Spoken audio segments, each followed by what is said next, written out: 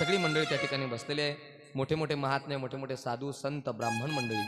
आणि यज्ञ चालू असताना त्या यज्ञामध्ये एक भला मोठा प्रकाश चमकला आणि त्याच्यामधून एक यज्ञ पुरुष बाहेर आला, देव बाहेर आले आणि त्यांनी एक भांड दिलं. भांड त्याच्यामध्ये प्रसाद होता.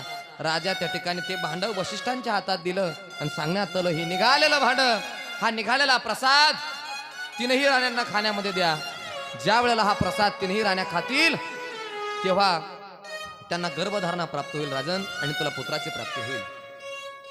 यही अशी बाटी देहून उपजाई, जथा जोग जेही भाग बनाही. म्हटले सारखे सारखे भाग करा, त्यांना वाटून द्या. राजाने सगळ्यात पहिला प्रसाद कौशल्याला दिला, दुसऱ्या नंबरवर सुमित्रा मातेला दिला आणि शेवट जो प्रसाद दिला तो त्या ठिकाणी कैकेयीला दिला. कैकेयीला प्रसाद दिल्यामुळे कैकेयी रुसली आणि तो जो प्रसाद होता हा प्रसाद एका घारीने झडपला, पिंड घारीने झडपिला. पिंड घारीने झडपिला, पिंड घारीने झडपिला, पिंड घारीने झडपिला, हो पिंड घारीने झडपिला, पिंड घारीने झडपिला, पिंड घारीने झडपिला, पिंड घारीने झडपिला, पिंड घारीने झडपिला, पिंड घारीने झडपिला, कधीने तो सेविला, घारीने झडपिला, कधीने तो सेविला, कधीने तो सेविला, कधीने तो सेविला, पिंड घारीने झडपिला, कधीने तो सेविला, पिंड घारीने झडपिला, कधीने तो सेविला. अंजनीने तो सेवन केला. कसा सेवन केला? कैकेयीच्या हातावरचा प्रसाद उचलला घारीने आणि तो घेतलेला प्रसाद घेऊन ही घार आकाश मार्गाने उडू लागली. आणि उडत असताना अंजनी मातेच्या हातामध्ये पदरामध्ये तो प्रसाद पडला आणि तो प्रसाद अंजनी मातेनं सेवन केला. त्या ठिकाणी हनुमंतरायांचा जन्म. अंजनीच्या तपासाठी, अंजनीच्या तपासाठी, अंजनीच्या तपासाठी, अंजनीच्या तपासाठी, महारुद्र आले पोटी, महारुद्र आले पोटी, अंजनीच्या तपासाठी, तपासाठी, अंजनीच्या तपासाठी, महारुद्र आले पोटी, महारुद्र आले पोटी, महारुद्र आले पोटी, अंजनीच्या तपासाठी,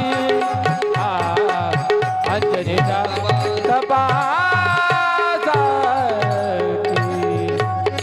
अंजनीच्या तपासाठी महारुद्र आले पोटी. तो प्रसाद अंजनीने सेवन केला आणि त्या ठिकाणी हनुमंतरायाचा जन्म झाला. थोडक्यात आपण जन्म केला, आपल्याला रामाचा जन्म करायचा म्हणून.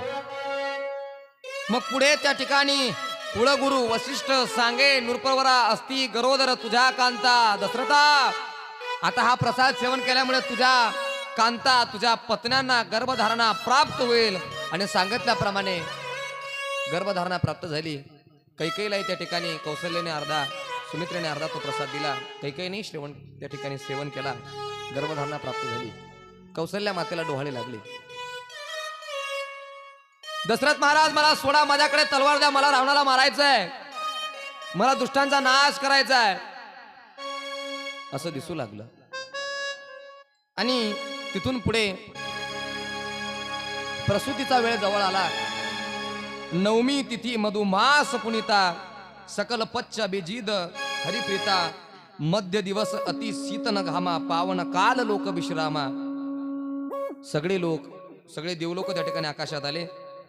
शीतल मंद सुरबी बहबाऊ, हर्षित सुरसंतन मन चाऊ. सगळे लोक त्या ठिकाणी आनंद व्यक्त करू लागले. आता भगवंत जन्माला येईल, देव आता जन्म घेणार आहे. सगळ्यांना आनंद झाला. सो अवसर बिरंची सब जाना, गंध चली सकल सुर साजे विमाना. सगळे लोक विमानामध्ये बसू लागले, जाऊ लागले. आता देव जन्माला येईल.